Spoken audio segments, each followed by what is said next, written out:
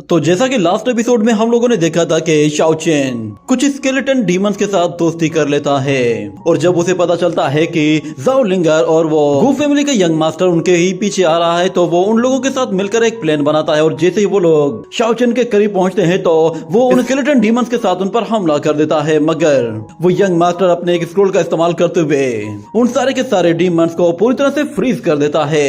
और Shao chain जब उसकी मदद करने के लिए वहां पे आता है तो वो खुद भी मुसीबत में पड़ जाता है, क्योंकि उस यंग मास्टर ने एक स्क्रोल की मदद से वहां पर एक जायंट मेंटिस को समन कर लिया था जो कि साइज में बहुत ही ज्यादा बड़ा था। मगर शाओ चेन अब उन लोगों से बहुत ही ज्यादा तंग आ चुका था। वो लोग इतने टाइम से उसके पीछे पड़े हुए थे, अब वो चाहता था कि या तो वो जिंदा रहे या फिर ये लोग। यही कहने के बाद फिर वो अपनी पावर्स को एक्टिवेट करते हुए उस जायंट मेंटिस की तरफ हमला करने के लिए आगे बढ़ता है और हमें दिखाया जाता है कि वो मेंटिस अपनी एनर्जी क्रिएट करते ही शाओ चेन पर जैसे ही हमला करता है तो वहां पर हर जगह एक पावरफुल एनर्जी फैल जाती है। जिसके बाद हमें दिखाया जाता है शाओ चेन पूरी तरह से एक स्टैचू में कन्वर्ट हो चुका होता है और फिर हमें दिखाया जाता है वो जायंट मेंटिस उसके बिल्कुल करीब आकर खड़ा हो जाता है और दूसरी तरफ वो यंग मास्टर फिर उसी मेंटिस के ऊपर आकर खड़ा हो जाता है। जाओ लिंगर से कहता है कि प्रिंसेस, इस लड़के की जिंदगी बस आपके हाथ में है, आप जो चाहें इसके साथ कर सकती हैं। ये सुनकर प्रिंसेस कहती है कि यंग मास्टर आपका बहुत बहुत शुक्रिया, आपने मेरी काफी हेल्प की है। जिस पर यंग मास्टर कहता है कि आपकी हेल्प करके मैं काफी ज्यादा ऑनर फील कर रहा हूँ, बल्कि मैं तो आपको अपना सब कुछ देना चाहता हूँ, बस मैं चाहता हूँ कि आप एक मर्तबा मेरे साथ वापस चलें। मगर दूसरी तरफ जाओ लिंगर सिर्फ और सिर्फ शाओ चेन के बारे में ही सोच रही होती है और वो कहती है कि तुम्हें तो आज मैं पूरी तरह से जलाकर राख कर दूंगी, मगर क्योंकि तुम मोर्टल वर्ल्ड से आए हो और मैं भी सेम उसी जगह से आई हूँ, इसीलिए मैं तुम पर तरस खाकर तुम्हारी बॉडी को डिस्ट्रॉय नहीं कर रही। कम से कम तुम्हारे लिए मैं इतना तो कर ही सकती हूँ। मैं जानती हूँ कि तुम मेरे इस डिसीजन से भी खुश नहीं होगे। मगर हमें दिखाया जाता है कि वो लड़की जैसे जैसे बातें कर रही होती है वैसे वैसे शाओ चेन की बॉडी अचानक से क्रैक होना शुरू हो जाती है। ऐसा लग रहा था कि जैसे वो खुद को अनसील करने की कोशिश कर रहा हो। ये देखते ही जाओ लिंगर कहती है कि लगता है कि तुम इस तरह हार नहीं मानोगे, तुम पूरी तरह से सील हो चुके हो, मगर उसके बावजूद भी तुम अभी भी रेजिस्ट करने की कोशिश कर रहे हो। मगर बदकिस्मती से तुम्हारा अब वक्त पूरा हो चुका है। ये कहने के साथ ही वो अपनी सोड लेके उस पर सीधा हमला करने के लिए जाती है, मगर हमें दिखाया जाता है कि जैसे ही वो उसके करीब पहुंचती है तो शाओ चेन की बॉडी और भी ज्यादा तेजी के साथ क्रैक होना शुरू हो जाती है और हमें दिखाया जाता है वो अपने सी ऑफ कॉन्शियसनेस में पूरी तरह से बेहोशी की हालत में होता है, मगर उसकी पावर्स पूरी तरह से एक्टिवेट हो चुकी थी। और जैसे जैसे जाओ लिंगर उसके करीब आने लगती है तो दूसरी तरफ शाओ चेन बहुत ही तेजी से उन क्रैक्स को अपनी बॉडी में फैलाता जा रहा होता है और फिर एक जोरदार धमाका होता है जिससे जाओ लिंगर वहां से दूर जा गिरती है और शाओ चेन की बॉडी से निकलने वाली एनर्जी काफी ज्यादा ग्लो करने लगती है और वो हवा में बिल्कुल ऊपर की तरफ चला जाता है। हमें दिखाया जाता है कि उसकी बॉडी के आसपास बहुत ही ज्यादा लाइटनिंग एनर्जी होती है, शायद उसने अपनी ड्रैगन पावर का इस्तेमाल करके खुद को अनसील कर दिया था। और फिर हमें दिखाया जाता है कि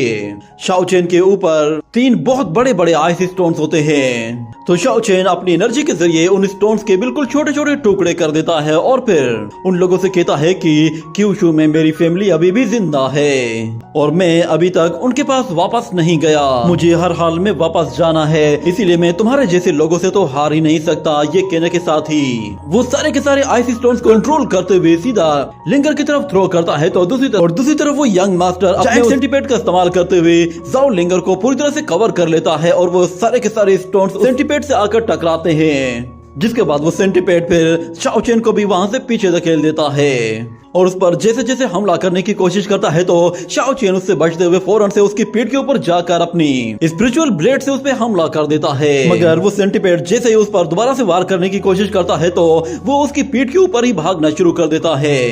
मगर वो सेंटीपेड हर जगह उसका पीछा करता है और वो देखता है कि शाओ चेन बिल्कुल उसके सामने खड़ा है। दोनों ही दूसरे पर वार करने के लिए पूरी तरह से तैयार थे और शाओ चेन अपनी कुछ स्पिरिचुअल ब्लेड्स क्रिएट करते हुए अपनी पूरी पावर को बढ़ा देता है और इस तरफ वो सेंटीपेड जैसे ही उस पर हमला करने के लिए आगे आता है तो शाओ चेन लाइटनिंग स्पीड के साथ उस पर हमला करता है और अपनी स्पिरिचुअल ब्लेड के साथ उस पर एक साथ इतने अटैक कर देता है कि वो सेंटीपेड के छोटे छोटे टुकड़े कर देता है। और दूसरी तरफ हमें दिखाया जाता है कि शाओ चेन के जितने भी स्केलेटन डीमन दोस्त होते हैं वो सारे के सारे आजाद हो चुके होते हैं और वो अपने दोस्तों से कहता है कि तुम लोग काफी इंजर्ड हो, इसलिए तुम लोग इस लड़ाई को ज्यादा देर तक नहीं लड़ पाओगे, बेहतर है कि तुम लोग फौरन से यहाँ से चले जाओ, मैं इन लोगों को यहाँ पर कुछ देर के लिए होल्ड कर लूंगा। ये सुनते ही सबसे पहले वो मंकी जमीन के अंदर जाते ही फौरन से 9-11 हो जाता है और दूसरी तरफ किंग यामा वो भी अपने दूसरे साथी को लेकर वहां से चला जाता है। शाओ चेन उन्हें एक और डायरेक्शन की तरफ लेकर जाने की कोशिश करता है जिस पर वो यंग मास्टर कहता है कि ये तो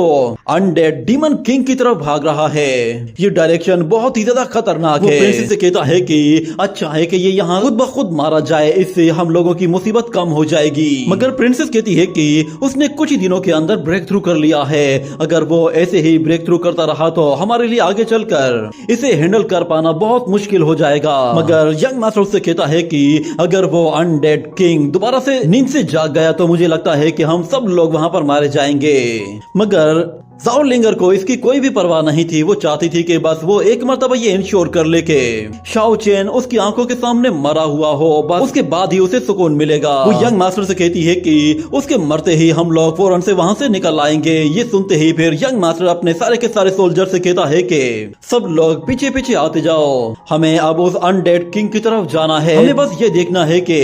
वो लड़का उस डेड किंग के हाथों मारा जाए। इतना कहने के बाद हमें अचानक से वहां पर एक ग्रीन फ्यूम दिखाई देता है जो कि उन लोगों का पीछा कर रहा था। अचानक वो फ्यूम जैसे ही एक बंदे की बॉडी के अंदर जाता है तो वो जोर से चिल्लाना शुरू कर देता है और देखते ही देखते वो पूरी तरह से एक ज़ॉम्बी में कन्वर्ट हो जाता है और फौरन से अपने ही साथी पर हमला कर देता है। इसी तरह बाकी लोगों के ऊपर भी इसका असर होना शुरू हो जाता है और वो सारे के सारे ज़ॉम्बीज में कन्वर्ट हो जाते हैं। और जैसे ही प्रिंस पर हमला करने की कोशिश करते हैं तो उसका वो गार्ड फौरन से अपने ही साथी को मार देता है और कहता है कि हमें यहाँ से जल्दी निकलना होगा। तो जाओ लिंगर उन लोगों से कहती है कि तुम लोग देख क्या रहे हो, इन सब लोगों को खत्म कर दो।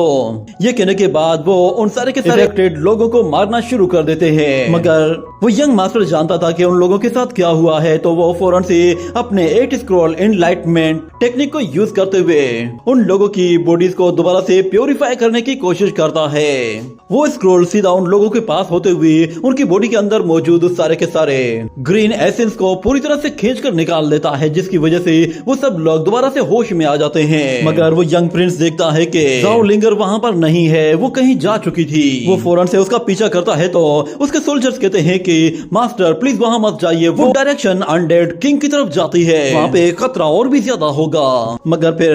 वो यंग मास्टर कहता है कि मेरे पास अभी भी एक प्योरिफिकेशन स्क्रॉल मौजूद है, हम लोग इसकी मदद से वहां पर जा सकते हैं और वहां से वापस भी आ सकते हैं, हमें बस प्रिंसेस को लेना है और फौरन से वापस आना है। ये कहने के साथ ही वो उस स्क्रॉल को जैसे ही एक्टिवेट करता है तो हमें दिखाया जाता है कि वो स्क्रॉल फौरन से उन लोगों के ऊपर आकर उन लोगों की पूरी एनर्जी को प्योरीफाई कर देता है और वो लोग फिर आहिस्ता आहिस्ता आगे बढ़ने लगते हैं। और दूसरी तरफ हमें दिखाया जाता है शाओ चेन को जो कि सीधा अनडेड किंग टेरिटरी के अंदर घुस आया था। मगर वो कहता है कि जैसे जैसे मैं यहाँ पे डीप में जा रहा हूँ ये जगह उतनी ही ज्यादा खतरनाक और उतनी ही ज्यादा अजीबो गरीब होती जा रही है। मगर मेरे लिए फायदे की बात यह है कि वो लोग यहाँ पर नहीं आएंगे, उनसे जान छुड़ाने के लिए ये जगह सबसे ज्यादा अच्छी है। मगर अपने सामने वो देखता है तो उसे वहाँ पर एक अजीब सी गुफा दिखाई देती है जिसके अंदर से रोशनी निकल रही थी। शाओ चेन जैसे ही वहाँ पर पहुँचता है तो उसे सामने कोई अजीब सी चीज दिखाई देती है जो कि रूट्स के साथ बंधी हुई होती है। वो कोई इंसान था या मंकी या फिर कोई और क्रीचर, इसके बारे में कुछ भी मालूम नहीं, मगर वो शाओ चेन को फौरन से अपनी रूट्स के जरिए पकड़ लेता है। और दूसरी तरफ हमें दोबारा से जाओ लिंगर को दिखाया जाता है जो कि उस फ्यूम की वजह से काफी ज्यादा इंजर्ड हो चुकी होती है और ज्यादा देर तक चलते चलते काफी ज्यादा थक भी चुकी थी। और उसे दिखाई देता है कि वो ग्रीन फ्यूम अभी भी उसके पीछे पीछे आ रहा है। ये देखते ही वो कहती है कि मैं एक मॉन्स्टर बनने से पहले ही खुद को मार दूंगी। मगर वो यहाँ पे हार मानने वाली नहीं थी, वो हर हाल में शाओ चेन को मार कर रहना चाहती थी और उसके लिए वो दोबारा से खड़ी होती है और आगे बढ़ने लगती है। वो भी सेम उसी गुफा के पास पहुंच गई थी जहाँ पे शाओ चेन गया था। और फिर अगले सीन में हमें दोबारा से शाओ चेन को दिखाया जाता है है वो रूट्स उसे जैसे ही छोड़ती है तो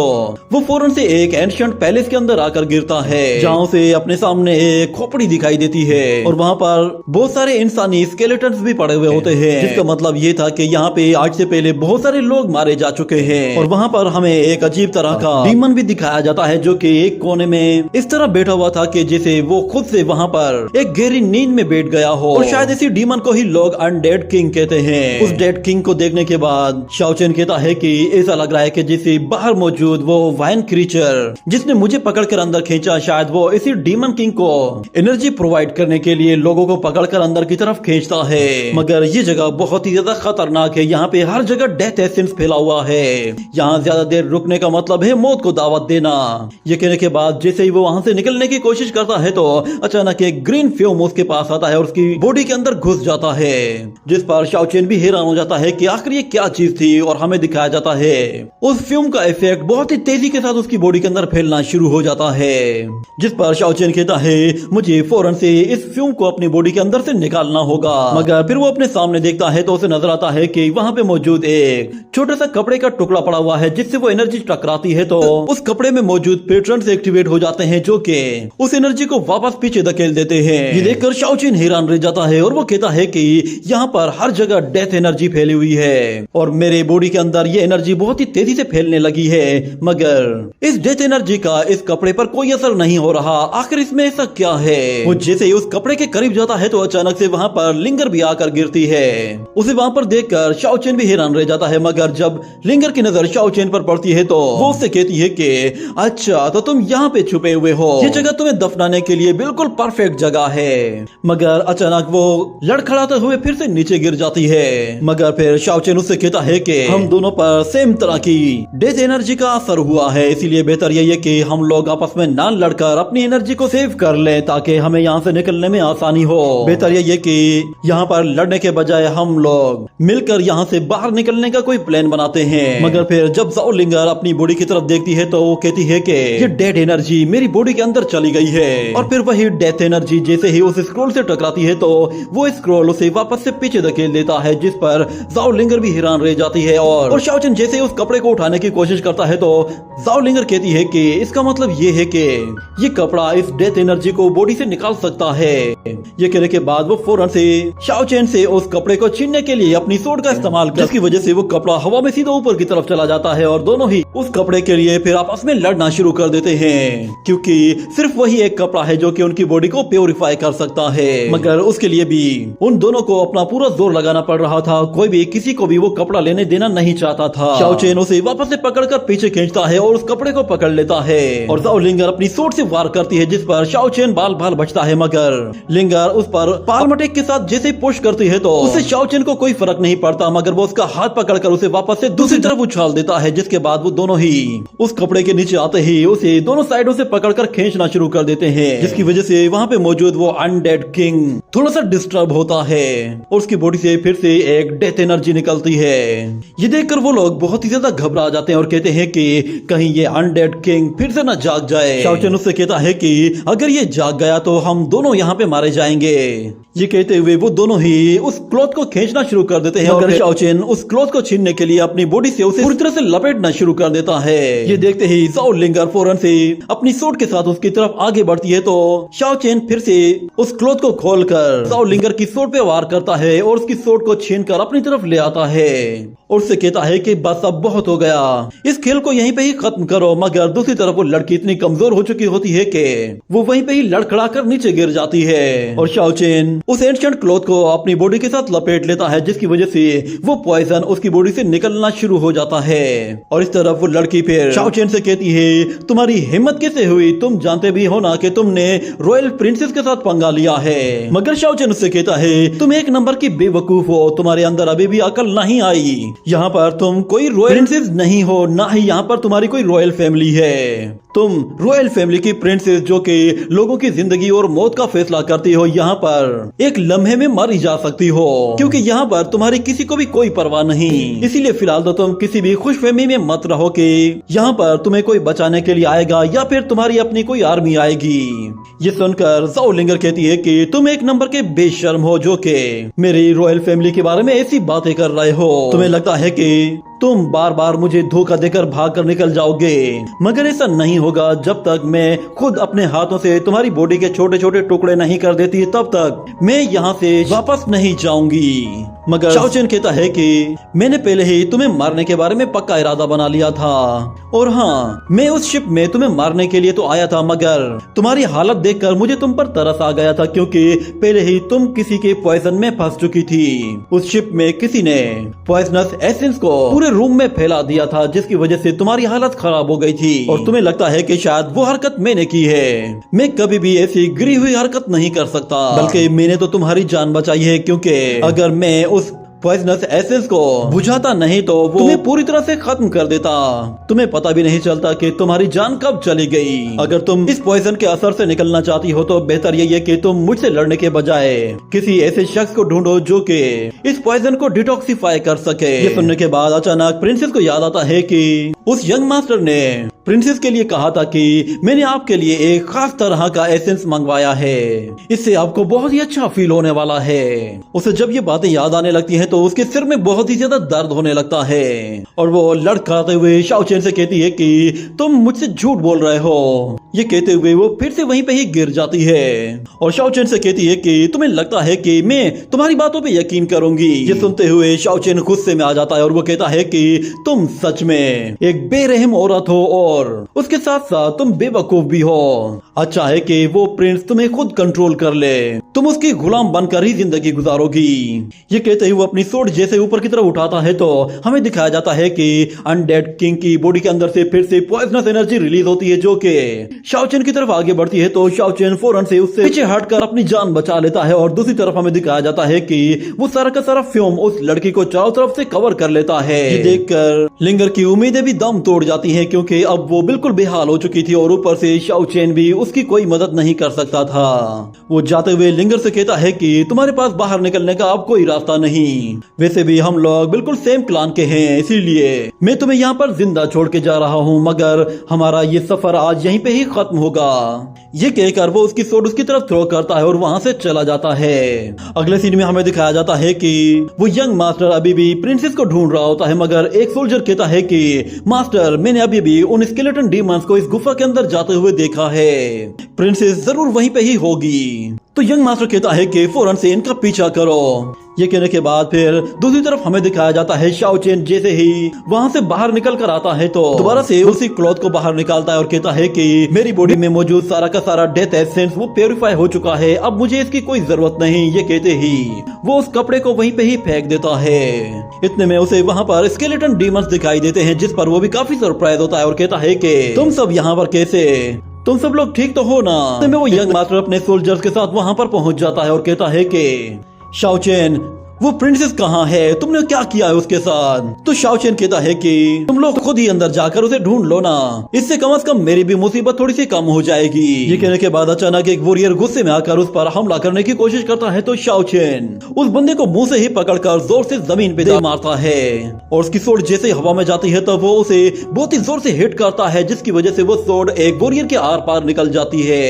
इसी तरह फिर शाओ चेन तीसरे बंदे के पास जाता है और उसके अटैक को डॉज करते हुए उसे मुंह से पकड़कर सीधा एक पहाड़ पे दे मारता है, जिससे उसका भी काम तमाम हो जाता है। एक सूट लेके दूसरे वॉरियर की बॉडी को काट कर उसके टुकड़े कर देता है, और फिर जब आखिरी वॉरियर उस पर हमला करने के लिए आता है तो शाओ चेन वो सूट थ्रो करते ही उसका भी काम तमाम कर देता है। उसने पल भर में ही उन वॉरियर्स को ठिकाने लगा दिया था। अब वो यंग मास्टर बिल्कुल अकेला रह गया था। ये देखते ही वो फौरन से वहाँ से अपनी जान बचाकर भागने की कोशिश करता है, मगर वो एक ऐसी जगह पर आकर पहुंच जाता है जहाँ पर वो पहाड़ खत्म हो रहा था और उसके दूसरी तरफ एक गहरी खाई थी। ये देखकर वो यंग मास्टर फिर शाओ चेन से कहता है कि देखो, हम दोनों की कोई भी दुश्मनी नहीं कि जिसकी वजह से हम लोग एक दूसरे की जान लें, इसीलिए बेहतर यही है कि हम इस दुश्मनी को यहीं पे ही खत्म कर देते हैं। मगर शाओ चेन कहता है कि नहीं, अब बहुत देर हो चुकी है, अब मैं एक कदम भी पीछे हटने को तैयार नहीं। मगर वो लड़का कहता है कि अगर मेरे स्क्रोल्स खत्म ना हुए होते तो फिर मैं तुम्हें अच्छा सबक सिखा देता, मगर फिलहाल तुम मेरे सामने एरोगेंट होने की गलती मत करो। ये कहते ही वो उस पहाड़ से नीचे कूद जाता है और अपना आखिरी स्क्रोल भी यूज कर देता है, जो कि उसने अपनी जान बचाने के लिए बचा के रखा हुआ था। वो स्क्रोल जैसे ही ओपन होता है तो वो यंग मास्टर उसके साथ खुद को लटका देता है और हवा में उड़ते हुए ऊपर की तरफ जाने लगता है। और वो शाओ चेन से कहता है कि याद रखना, तुमने आज जो कुछ भी कहा है क्योंकि मैं जब भी वापस जाऊंगा और अपनी आर्मी को दोबारा से इकट्ठा करूंगा तो मैं तुम पर दोबारा से हमला करूंगा, फिर मैं देखूंगा कि तुम मेरे सामने किस तरह करते हो। ये कहते ही वो जैसे ही वहाँ से जाने लगता है तो शाओचिन कहता है कि तुम्हें किसने कहा कि मैं तुम्हें यहाँ से जाने दूंगा। ये कहने के साथ ही वो बहुत ही फास्ट स्पीड के साथ उसका पीछा करता है, जिस पर वो यंग मास्टर भी हैरान रह जाता है। शाओचिन फौरन से उसके करीब आते ही अपनी स्पिरिचुअल पावर को एक्टिवेट करते ही अपने स्पिनिंग ब्लेड्स को बाहर निकाल लेता है, जो कि बहुत ही ज्यादा तेज धार वाले खतरनाक वेपन्स होते हैं। शाओचिन जैसे ही वो वेपन्स उसकी तरफ थ्रो करता है तो वो सारे के सारे वेपन्स उसके पास से होते हुए दूसरी तरफ चले जाते हैं, जिस पर वो यंग मास्टर हंसते हुए कहता है कि शाओचिन क्या तुम्हारे अंदर बस इतना ही दम था। मगर हम देखते हैं कि शाओचिन के वो सारे के सारे स्पिरिचुअल ब्लेड्स वापस आते हैं और वो आते साथ ही सीधा उस यंग प्रिंस को हिट करते हैं और हमें दिखाया जाता है उसका एक हाथ कट कर उसकी बॉडी से अलग हो जाता है और वो सीधा नीचे की तरफ जाने लगता है। और शाओचिन उससे कहता है कि तुमने किंग यामा का हाथ डिस्ट्रॉय किया था ना, ये उसका बदला है। मगर वो यंग मास्टर नीचे गिरते हुए कहता है कि मेरी बात याद रखना, मैं इसका बदला जरूर लूंगा। ये कहते हुए वो बहुत ही जोर से आकर नीचे गिरता है और बुरी तरह से इंजर्ड हो जाता है। और इसी के साथ ही ये एपिसोड यहीं पे ही खत्म हो जाता है।